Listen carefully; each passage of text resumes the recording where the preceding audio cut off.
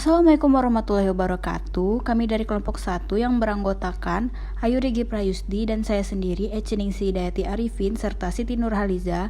Kami akan mempresentasikan hasil diskusi kami yang berjudul Psikologi Perkembangan Anak Usia Dini, dan berikut saya akan membacakan materinya. Yang pertama yaitu pengertian dari anak usia dini itu sendiri. Anak usia dini merupakan sosok individu yang sedang berada dalam proses perkembangan. Perkembangan anak merupakan proses perubahan perilaku dari tidak matang menjadi matang, dari sederhana menjadi kompleks. Suatu proses evolusi manusia dari ketergantungan menjadi makhluk dewasa yang mandiri.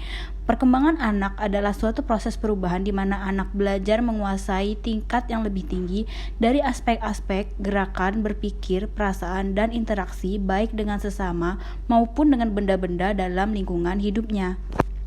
Baiklah, pada slide berikutnya yaitu ruang lingkup psikologi dalam perkembangan anak usia dini. Yang pertama yaitu perkembangan fisik anak usia dini. Ada dua tipe perkembangan fisik anak usia dini, yaitu yang pertama perkembangan motorik, dan perkembangan motorik ini dibagi menjadi dua, yaitu motorik kasar, termasuk ke dalam penggunaan otot yang lebih besar seperti kaki, tangan, ataupun aktivitas lainnya berupa berjalan, berlari, menjaga keseimbangan, dan yang lainnya. Nah, yang kedua ini motorik halus, termasuk otot-otot yang lebih kecil dari jari tangan, jari kaki, mata, dan area lainnya. Adapun pergerakan yang melibatkan motorik halus ini, yaitu seperti menulis, menggambar, meraih atau memegang benda, melempar, melambai, dan sebagainya. Nah, kemudian pertumbuhan fisik. Pada anak-anak, perkembangan fisik mengikuti suatu pola, yaitu otot besar berkembang sebelum otot yang lebih kecil, di mana otot bagian pusat tubuh, lengan, dan kaki berkembang lebih dahulu sebelum otot yang terletak di jari dan tangan. Kemudian perkembangan kognitif anak usia dini terdiri dari 4 tahap, yaitu tahap sensori motor. Tahap ini berada pada periode selama usia anak 0-2 tahun, ketika pengetahuan anak tentang dunia dan lingkungannya masih terbatas melalui penerimaan indera dan geraknya. Tahap berikutnya yaitu tahap praoperasional. Tahap ini berada di usia 2-6 tahun ketika anak sudah mulai belajar untuk menggunakan bahasa. Saat ini, anak belum mengerti tentang logika, belum dapat memanipulasi informasi secara mental.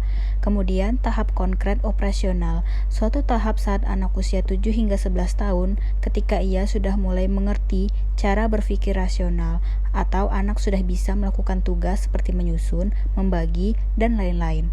Kemudian tahap keempat yaitu tahap formal operasional, berada pada rentang usia 12 tahun hingga dewasa. Anak sudah dapat berpikir secara hipotesis dan bisa menyelesaikan masalah.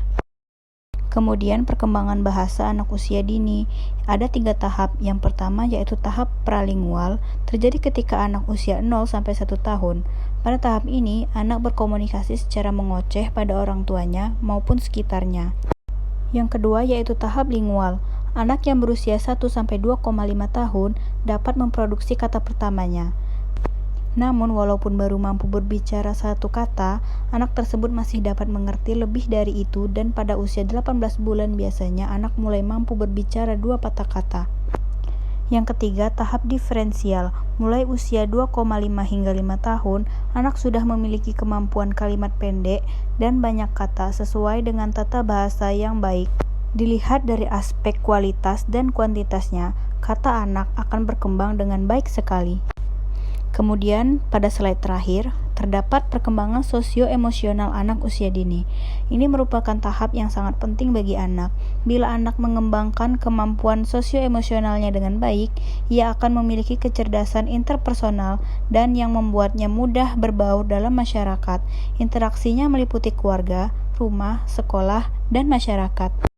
Kemudian yang terakhir, yaitu pendidikan moral anak usia dini. Moral bisa berasal dari pendidikan langsung, identifikasi, dan proses coba-coba. Penanaman nilai-nilai moral dimulai dari lingkungan keluarga, di mana orang tua memiliki andil yang besar untuk memberi pemahaman pada anak tentang mana yang baik dan mana yang salah. Pada mulanya, mungkin anak tidak mengerti konsep nilai moral ini, namun lambat laun anak akan dapat memahaminya. Baiklah, terima kasih kepada teman-teman yang telah berpartisipasi dalam diskusi ini. Mohon maaf apabila ada kesalahan kata. Wabillahi taufiq wal hidayah. Wassalamualaikum warahmatullahi wabarakatuh.